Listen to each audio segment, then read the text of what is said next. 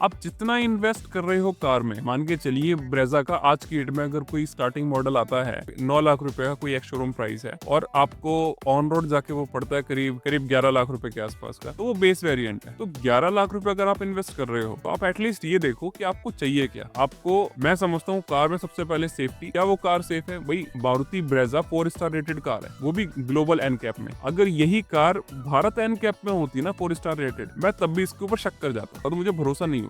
लेकिन ये global NCAP में है, तो वहाँ के जो टेस्टिंग पैरामीटर्स हैं वो कुछ डिफरेंट है। तो मैं बात करता हूँ, एक तो सेफ्टी, तो कार सेफ है। सेकंड फिर आते हैं इसमें फीचर्स की बात। भाई बेस वेरिएंट में जो फीचर्स मिलते हैं, जाहिर सी बात है आपको शानदार वैसे फीचर्स तो नहीं मिलेंगे जो आपको टॉप मॉडल में मिलते हैं, बट हाँ एक डिसेंट फीचर्स अगर आपको मिलते हैं तो आप इसको देख सकते हो। थर्ड, नो डाउट माइलेज आपको इस सेगमेंट में जितनी भी कार सब में बेहतर ही मिलेगा। तो कुल मिला के आप जो भी कार परचेज कर रहे हैं, आप इसे अपनी नीड के हिसाब से देखिए। और मैं आपको सही बता रहा हूँ, आज की डेट में जितनी भी कंपनीज हैं जो इंडिया में कार मैन्युफैक्चरिंग कर रही हैं, हर कंपनी अपनी कार्स की रिलायबिलिटी के ऊपर काम कर रही है। आज से 10 साल पहले जो टाटा था, जिस तरह की टाटा की कार्स आती थी, और आज जिस तरह की टाटा की कार्स आती हैं, आज की कार्स कहीं ज्यादा रिलायबल है आज से 10 साल पहले के टाटा से। और यही बात आप महिंद्रा के ऊपर कर सकते हैं। आज की डेट में जो महिंद्रा की कार्स आती हैं वो उस टाइम की कार से काफी बेटर है in terms of reliability, in terms of power और इन टर्म्स ऑफ डिजाइन। तो प्रोग्रेस हर कंपनी ने की है, लेकिन इंडियन मार्केट में अगर किसी भी कंपनी को सर्वाइव करना है तो यहाँ का ट्रेंड है कंटिन्यूअस चेंज करना। कंटिन्यूअस आप अपने आप को अपडेट करते रहिए। आप ये देखिए, फोर्ड इंडिया से गई थी, वो क्यों गई थी? फोर्ड इंडिया से इसलिए गई थी क्योंकि उन्होंने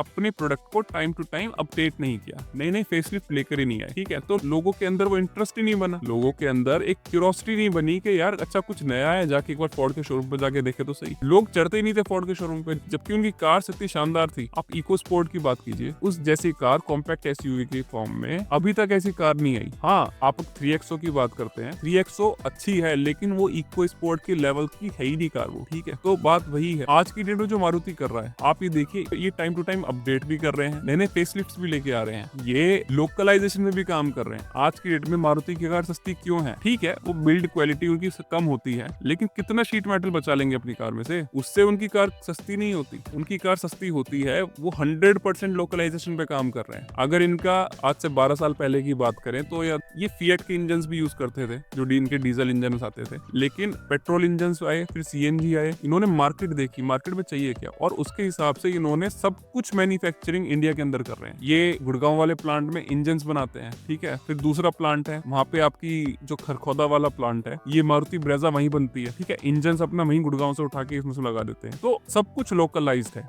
खुद मैन्युफैक्चर कर रहे हैं, बाहर से आउटसोर्स कुछ नहीं करना। तो कॉस्ट तो इनकी यहीं पे कम हो गई। और इसी के साथ अगर आप बाकी वेंडर्स को देखिए, आज की डेट में हुंडई है, वो खुद अपने इंजन लगाता है, या हुंडई दोनों एक ही ग्रुप की कंपनी है और दोनों ही अपने इंजन बना के लगा रही है। टाटा खुद इंजन बना रहा है, और इनके पास जो लिमिटेशन थी और डीजल इंजन की अगर बात करें तो इन्होंने फिएट से डायरेक्टली लाइसेंस परचेज कर लिए। तो हर कंपनी आज के डेट में लोकलाइजेशन करने की कोशिश कर रही है और कर रही है, और यही रीजन है जो ये सर्वाइव कर रहे हैं। तो टॉप कंपनीज में आप देखो कौन कौन है, मारुति, हुंडई, महिंद्रा, टाटा, किया, ये वही कंपनी है जो अपने आप को 100% लोकलाइज्ड कर रही है और टाइम टू टाइम अपने प्रोडक्ट को अपडेट कर रही है। अब इन 5 कंपनी को छोड़ के बाकी के आप कंपनीज देखो, वो अपने प्रोडक्ट को अपडेट ही नहीं कर रही। एक फेसलिफ्ट आया था जी आज से 4 साल पहले, अगला फेसलिफ्ट आएगा अगले 4 साल बाद। ठीक है, जब एसयूवी मार्केट पूरी लुट गई, क्रेटा ने अपनी जगह बना ली, डस्टर बिकने के बाद, पूरी मार्केट को कैप्चर करने के बाद, पूरा अपना टॉर जमाने के बाद जब बंद हो गई,